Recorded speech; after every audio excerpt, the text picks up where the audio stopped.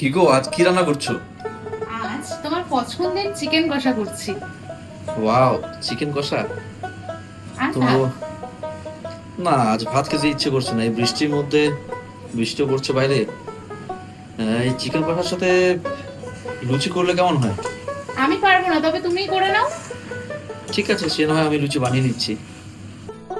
বলল লুচিগুলো সব আমি মেখে বেলে ভেজে নিচ্ছি, কিন্তু ওই আটা মাখা আর লেচি কাটাই সার।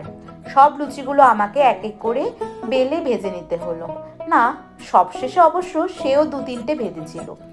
আচ্ছা বন্ধুরা, তোমরা বলো তো তোমাদের কার কার এই লুচি আর মাংসের কম্বিনেশনটা খুব ভালো লাগে? আমাকে কিন্তু অবশ্যই কমেন্টে জানাবে।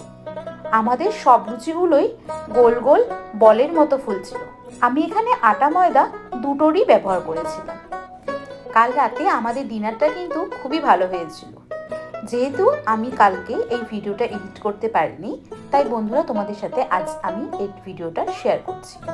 আমার ভিডিওটা তোমাদের কেমন লাগলো তা অবশ্যই কমেন্ট করে জানাবে, আর ভালো লাগলে লাইক আর শেয়ার করে দেবে।